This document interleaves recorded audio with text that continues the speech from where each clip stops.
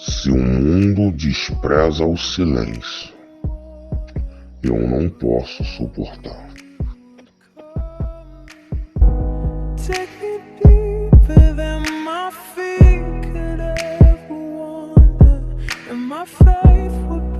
Então, Evangelho de João, capítulo 14.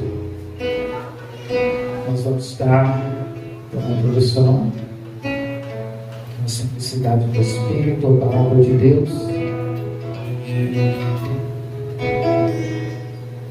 O texto diz que antes de Jesus subir ao céu e dar instruções aos discípulos, à igreja, e a gente sabe que toda a instrução que os discípulos receberam, todos nós recebemos a mesma, né? Tem coisas que com certeza Jesus falou a Israel, Jesus falou aos povos,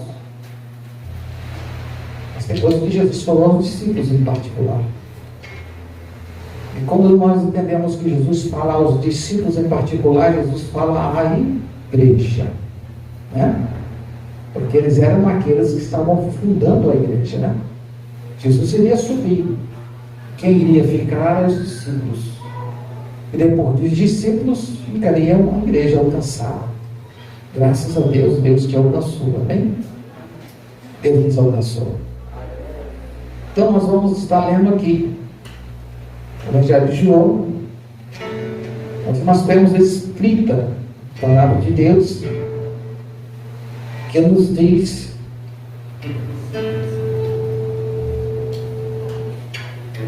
não se turbe vosso coração, credes em Deus, credes também em mim. Amém? Deve sentar em nome de Jesus. Em nome de Jesus, prometo não me alongar. Estou cansado, né? Mas mesmo que o corpo esteja um pouquinho cansado, a gente tem que falar um pouquinho. Não é por muito falar, mas é falar a palavra de Deus, né? Às vezes uma coisa só é suficiente para a gente entender muitas coisas. A Bíblia diz que Jó, ele estava enfrentando muitas coisas, né? Porque tudo que ele recebeu, ele ouviu de Deus. No versos 42, ele julga o que ouve. Entendeu? Versos 42, ele julga o que ouve com discernimento e sabedoria. E quando a gente julga com discernimento e sabedoria, a gente julga com promessas, né? Que não passam as promessas que nos fazem levantar, viver os milagres de Deus e as bênçãos de Deus. O texto de João vai dizer no último capítulo o seguinte: os meus ouvidos se cercaram das suas palavras, eu aprendi a crer, eu aprendi a confiar, mas agora os meus olhos te veem, pois sei que nenhum dos seus planos pode ser frustrados. Seus pensamentos, sua vontade, a sua direção não podem ser frustrados. Agora você tem que entender o seguinte: que a frustração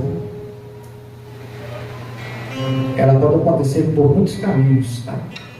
Então, como Jó está dizendo assim, mano Deus, eu sei que os seus pensamentos não podem ser frustrados. É evidente que nenhuma promessa de Deus pode se frustrar. Mas é evidente que nós podemos frustrá-la em nossas vidas. Sim ou não? É evidente que Deus não fica frustrado e não é frustrado por sua palavra. Jó está dizendo, Senhor, sei que nenhum dos seus pensamentos pode ser frustrado, nenhum dos seus planos. Agora, uma coisa que eu quero que você entenda é que Deus não faz plano em cima do nada. Quando Deus faz planos, projetos, Deus faz em cima de alguma coisa. E essa coisa se chama Igreja de Deus. Deus, quando fez um plano, Deus fez um projeto, Deus fez baseando a tua vida nele. Esse projeto tem uma meta. E essa meta é alcançar o seu povo, fazer o seu povo ver cumprir as suas promessas. Porque Deus não frustra. Não nos frustra quando as suas promessas. Então Jó está uma dinâmica bem tremenda. É evidente que as promessas de Deus não se frustram, porque quem faz é Deus, quem estabelece é Deus, mas nós podemos frustrá-la por não compreender, por não enxergar, por não entender, ou por não alcançar. Não é que ela vai se frustrar, mas nós nos frustramos nela. Porque o tempo vem, nós não vemos, os nossos olhos não alcançam, nós perdemos. Jó nos ensina que a nossa vida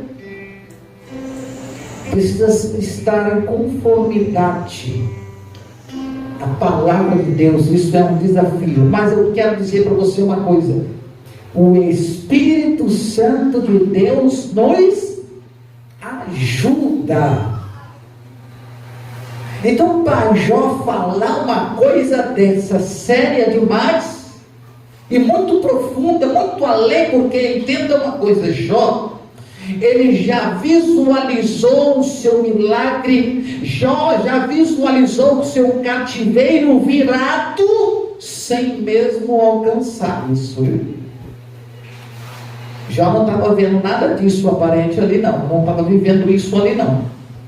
Jó ainda estava no processo, ele ainda iria ver, mas a Bíblia Sagrada diz que aquilo que ele ouvia fez despertar a presença de Deus no poder do Espírito de Deus, que não frustra o homem, mas comunica ao homem as promessas vivas que Deus fez ao homem. Você entendeu?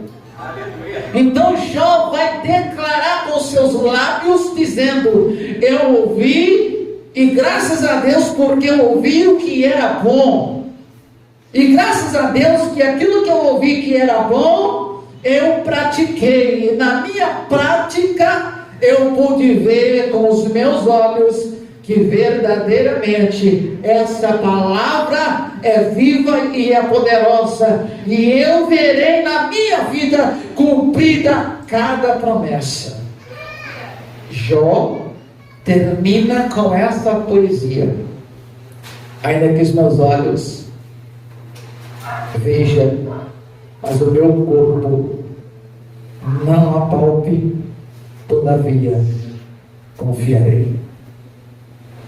E não mudarei a minha maneira de ouvir e de ver, porque o que ouço e o que vejo no poder de Deus. E não é as circunstâncias, não é aquilo que aparentemente meu coração possa sentir, que vai turbar qualquer que sejam as promessas de Deus na minha vida. Aí você vai entender, como Jesus disse: não turbe o vosso coração. Como é que a gente não vai turbar o coração, irmão? Veja bem, o texto aqui vai indagar, vai declarar claramente que Jesus estava dizendo, no versículo 38, a gente vai ler: respondeu Jesus: tu darás a tua vida por mim? Na verdade, digo que não cantará o galo enquanto me não tiverdes negado 3 vezes. E é evidente que quando a gente vê o galo cantando e vemos Jesus dizendo a Pedro a condição que ele se encontrava e o que ele estava entendendo pelo ouvir, mas não estava entendendo o que estava vendo, Porque é evidente que nós podemos dizer que Pedro ouviu as palavras do Senhor, e nós vemos até que ponto ele ouviu. E muitas das vezes nós vemos que Pedro aparentemente parecia ter tudo aquilo que precisaria, e ele via dessa maneira, mas Pedro não estava vendo direito, porque Pedro aqui estava fazendo um julgamento, mesmo enquanto tudo que ele ouviu, vendo uma realidade, ele faz o julgamento, porque a tudo que ele ouviu e era muito bom. Tudo que ele viu aparente aos seus olhos, também ele viu que era bom. Mas quanto àquilo que Jesus estava a realizar no momento, a visão de Pedro ainda não tinha alcançado. E a primeira coisa que nós precisamos entender para não turbar o nosso coração é que nós precisamos ter visões de Deus. Nós precisamos pedir a Deus para que Deus possa nos abrir os nossos olhos.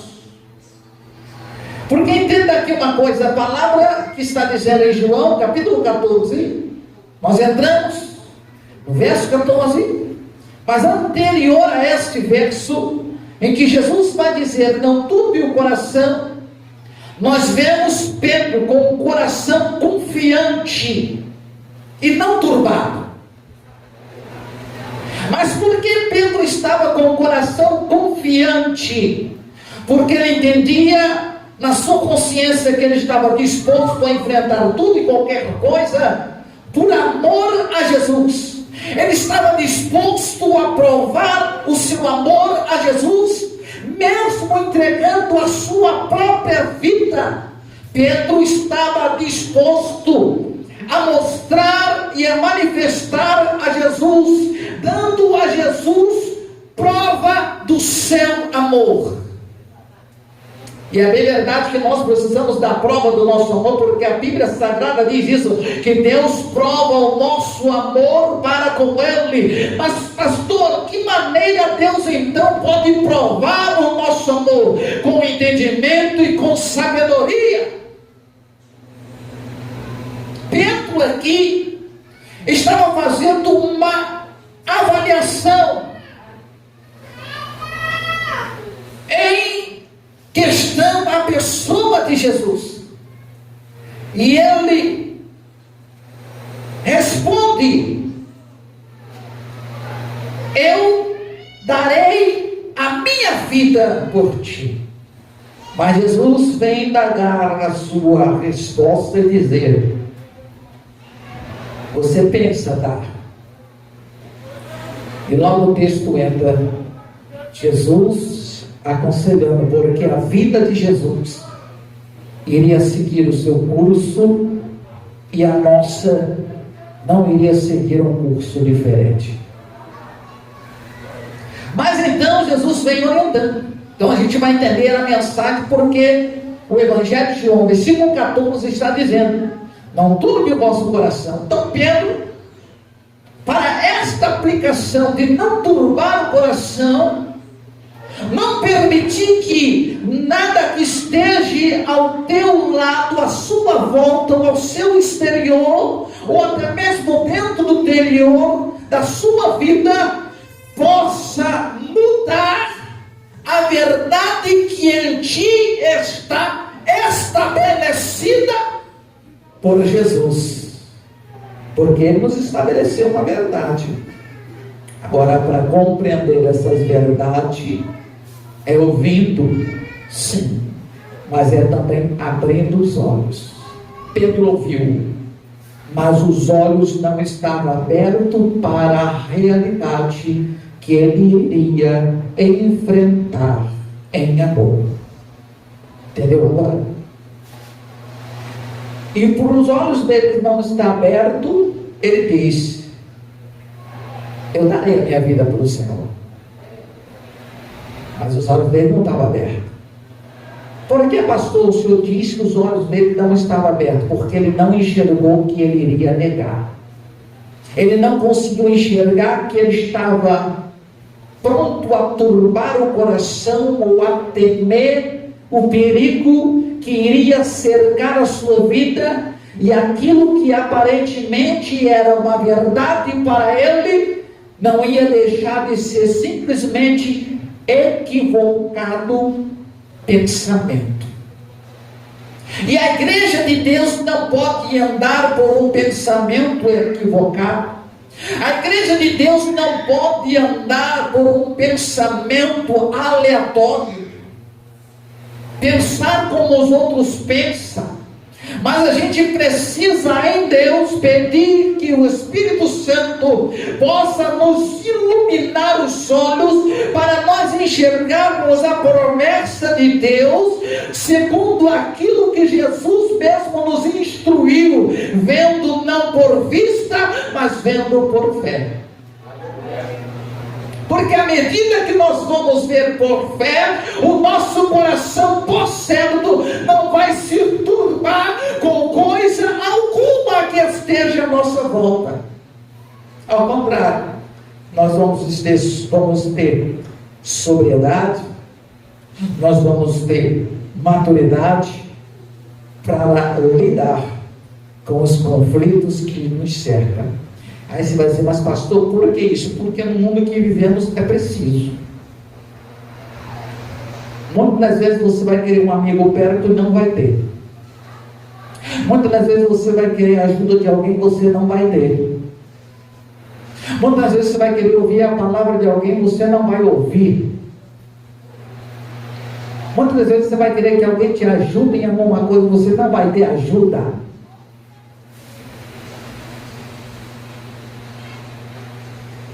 Aí você vai entender assim, mas pastor, o senhor está dizendo que é cada um por si e Deus todos não.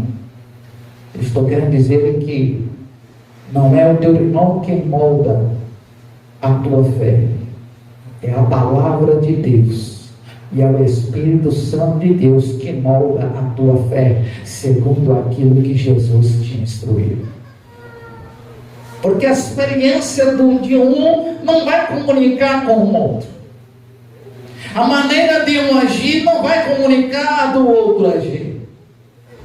A maneira dos apóstolos agirem foi a maneira de o Espírito Santo de Deus os inspirar para que pudesse deixar a igreja de Deus o testemunho prático e verdadeiro de uma vida pautada na confiança em Deus. Porque o texto do Evangelho de João fala disso, que nós precisamos ter confiança, primeiro entendendo em Deus. Por que em Deus? Porque Deus é o Criador de todas as coisas. Jesus ele traz a dinâmica para não turbarmos o nosso coração, entendendo o seguinte: olha, irmãos, creia em Deus. Porque olha o que Jesus está dizendo aqui, pelo ouvir. Ele criou os céus e terra. Ele criou o homem do pó. E da costela de Adão ele fez mulher. E colocando no jardim, ele deu ao homem a capacidade, a ordem, para que ele viesse dar nome. E isso era uma coisa tremenda, viu? Deus se ausentar e permitir o homem dar nome aos animais. Deus confiar isso ao homem, criado do pó.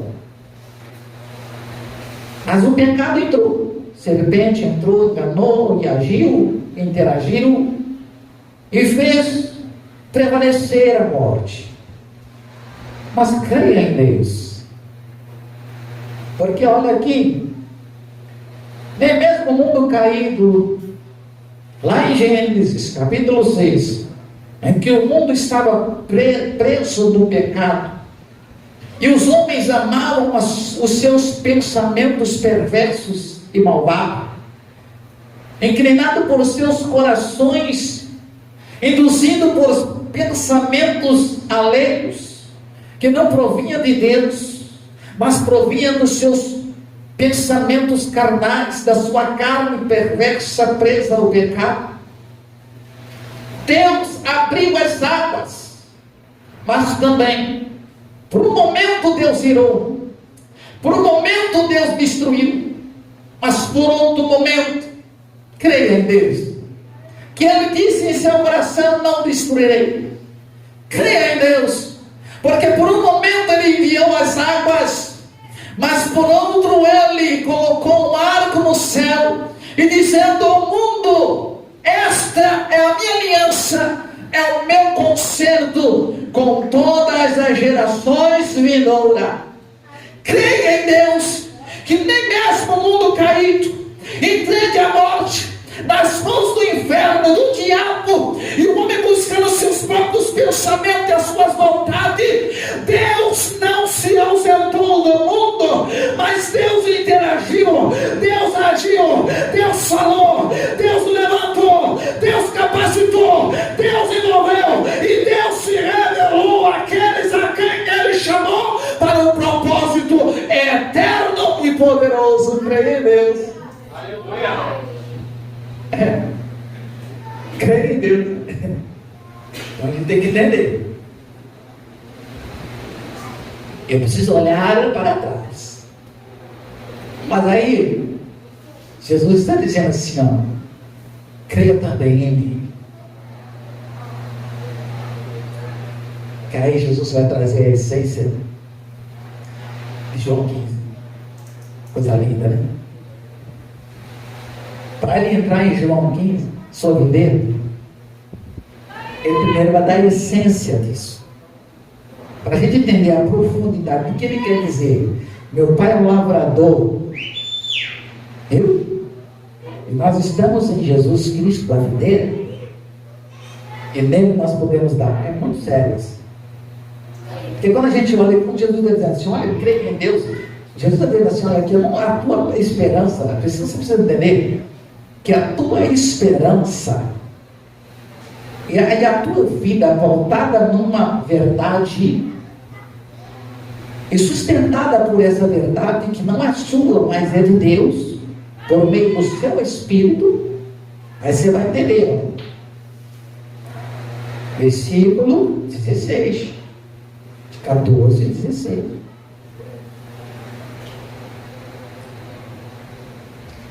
E eu rogarei ao Pai, e Ele vos dará outro Consolador. Porque Jesus é o primeiro. Quem é o outro? O Espírito Santo. Então eu vim consolar, dar a vocês a certeza, acalmar o coração, aquietar a vida de vocês. Aí você vai entender como Jesus faz isso. Como Jesus faz isso? Jesus faz isso por meio da palavra. Vamos ver. Deus se revelou. Deus se manifestou. Mas ainda assim a realidade da humanidade estava decaindo. Mas ele está dizendo, tem que crer também em mim. Porque quando alguém estava do lado de fora, Deus, por meio dos profetas, falou, trouxe uma esperança, comunicou a verdade, ensinou a verdade, e fez o povo voltar para Deus e se aliançar em Deus. Mas o povo, mesmo assim, Deus insistindo, o povo não conseguiu. Muitos. Mas aí Jesus vem. Para quê? Para Jesus também fazer Israel entender que nem por eles rejeitar ou desprezar, Deus estaria se ausentando, porque ainda Deus, na sua pessoa do seu Filho, estava se manifestando a outros que não tinham oportunidade. Quem era? Se Jesus não se levantasse na terra, os enfermos estariam enfermos. Se Jesus não se levantasse na terra, os mortos estariam mortos. Se Jesus não se levantasse na terra, os homens não receberiam a promessa de Deus completa. Então Jesus veio aperfeiçoar esta promessa. Lembra que Jesus disse? não vinha me rogar a lei, porque a lei foi dada por Deus, através das mãos de Moisés. Mas Jesus disse: olha, eu vim trazer a perfeição da lei, porque o que Deus quis ajuntar, vocês não compreenderam. Mas eu, na graça de Deus, que desde Gênesis está se revelando, na graça de Deus, eu mesmo testifico e falo desta graça, porque eu sou a graça, a plenitude dessa graça. Porque ainda que Deus deu graça a vocês, e a maioria de vocês não alcançaram, em mim vocês irão alcançar muito mais. Então a graça de Jesus, ela é muito mais abundante. Por quê? Porque Ele é o Cordeiro. Ele é aquela pessoa que tira o obstáculo e dá o livre acesso. Por quê? Porque Ele é o Cordeiro. Para um leproso ter esse acesso, ele precisaria sacrificar. E para o acesso ser pleno, ele tinha que ser curado. Então o que é que Jesus faz? Graça perfeita. Ele vem sobre a vida do doente, do necessitado. E o que ele diz? Olha, eu tiro a sua doença e faço você entrar dentro da porta formosa. Quem está ali na porta? Um coxo. Ele está lá de fora, não entra. Onde estavam os leprosos, os cegos? À mercê da sociedade. Isaías 61 vai dizer: o Espírito do Senhor está sobre mim para pregar. Então, aqueles que não tinham vista estavam vendo, mas tinha muita gente vendo que não estava vendo nada, tinha muita gente ouvindo que não estava ouvindo nada. Estavam debaixo da graça, mas a graça da lei. Mas Jesus traz a graça da misericórdia, Jesus traz a graça do perdão, Jesus traz a graça do sacrifício. Então ele começa a operar essa graça, e ele envolve, ele dá a essas pessoas a oportunidade de entrar no reino de Deus, de ter parte no reino de Deus. O que estava à beira da porta formosa, ao menos pedindo esmolas, mendigando, ele então recebe dos apóstolos da igreja de Deus, que está trazendo essa graça, ele está trazendo o poder dessa graça, ele está trazendo a unção desse Espírito. Ele diz: eu não tenho nada para te dar, não tenho ouro, não tenho prata, mas eu tenho aquilo que eu tenho, e eu tenho Jesus. Em nome de Jesus, levanta e anda. E aquele homem não só andou, ele deu um salto. E para onde que ele correu? O primeiro lugar que ele correu foi para dentro do templo, saltando, louvando e bendizendo a Deus. Mas quem mandou ele fazer isso?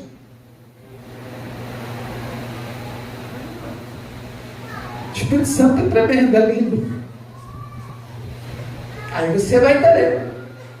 Espírito Santo impulsiona aquele homem, levando ele para a essência da verdade, daquilo que ele está vivendo naquele momento. É Deus. E Jesus dizendo: creia em Deus. Ele entrou no templo, ele não entrou agradecendo a Jesus, nem procurando quem é esse Jesus que vocês me falam. Não, texto é claro, ele entrou no templo, porque o templo rejeitava a sua presença. Mas quem é maior do que o templo? O templo é maior do que Jesus? Não, Jesus é o templo. Jesus é maior do que o templo. Então Jesus, enquanto o templo está fechando as portas para ele, Jesus está abrindo uma porta poderosa, sobrenatural, porque enquanto o templo físico não abre a porta para ele entender, adorar, buscar a Deus, o Jesus, o nosso Deus, ele abre uma porta espiritual, e esta porta dá a ele autoridade e capacidade para entrar na porta do templo adorando a Deus. E aqueles que um dia impediam ele de adorar, não podem fazer mais nada, porque agora Jesus faz ele entrar em perfeito estado físico e também mental, porque ele não pede esmola, ele entra agradecendo a Deus. Quero me ausentar aqui, dizer para você, Jesus nos leva a entender que nós não podemos turbar o nosso coração, é porque o que nos cerca, irmãos, é muito maior daquilo que a gente pode ouvir por aí e ver por aí. A gente vê muitas coisas que nos assustam e também nos turba o coração, nos dá medo de que o que vai ser da nossa vida amanhã? O que nós vamos fazer e como nós vamos enfrentar o perigo? Porque Jesus não está aqui na terra. Quem está na terra somos nós. Então Jesus estava dizendo para os discípulos: não estarei mais com vocês. E com certeza vocês vão pensar em turbar o coração. Mas olha que Jesus é lindo. Antes de haver esse pensamento, Ele está nos alertando, nos principiando, nos trazendo o princípio disso. Ele está nos trazendo a carta em primeira mão. Já viu aquela notícia ruim que chega, te pega de sobreaviso? Aquela notícia que você não espera, chega e às vezes, rapaz, faz o chão desaparecer. Aquela situação que te coloca assim: meu Deus, o meu chão, eu perdi o chão. Nessa situação, perdi o chão, não sei o que fazer. Jesus está te antevindo, está vindo lá à tua frente, dizendo: olha, mesmo que venha, eu já estou te preparando e te dando a receita de como você vai agir, de como você vai enfrentar, de como você vai se posicionar. Sabe por quê? Porque eu não vou te deixar sozinho. A mesma medida que eu estava do lado de vocês todos os dias, quando aquela tempestade, Pedro se levantou. Pedro, quando você disse que me amava, mas no meio ao momento você me negou, mas ali o Espírito Santo confrontou com você, fez você entender aquilo que você fez. Olha aqui, eu estou aqui dizendo para vocês: vocês estarão juntamente com Ele, o meu Espírito que estará com vocês. Eu vou, mas Ele é o mesmo. Ele vai fazer aquilo que eu estava fazendo do lado de vocês, quando vocês estavam em aperto, em perigo, se sentindo sozinhos, se sentindo encurralados, e eu estava ali para mostrar a graça e o poder de Deus na frente da vida de vocês. Quando vocês pensavam em não ter fé, eu estava ensinando vocês a ter fé e a despertar a fé. Olha, o mesmo Consolador, o mesmo Espírito vai estar do lado de você. Então não fica preocupado, porque se eu te chamei, se eu te trouxe, se eu te coloquei na posição a qual tu está, não fica preocupado com nada. Então somente se apoia nas minhas palavras, se apoia nas promessas de Deus, porque fazendo assim, nada vai turbar você e tirar você da direção dos caminhos, dos passos que o Senhor trilhou para a tua vida. Porque o que tira é a turbulência na vida. A gente turba. Levante-se, não turbe, creia em Deus, porque se a sarça queimava e não se consumia, se a pedra foi posta, mas foi removida, creia Deixa a turbulência para quem não acredita. Porque o Espírito de Deus não é para o mundo, é para a igreja. Porque o mundo, ainda que ele fale aos ouvidos e ao coração e tente fazer abrir os olhos, a dura cerviz. Mas a igreja de Deus já abriu mão disso. Ela já enxerga o Espírito Santo de Deus. Por isso eu digo, peça ao Senhor, abra meus olhos, para que eu possa ver o Espírito Santo me conduzir, me levar a um caminho de verdade. Abra os meus olhos para isso. Amém? Fique com essa palavra. Deus abençoe. Com pele de um animal, e melhor dizendo, um cordeiro. E aí, quando nós olhamos para isso, nós vemos. Então, eles, tendo de Deus ali a justiça de Deus, o juízo de Deus sobre eles, parece que Deus nos entregou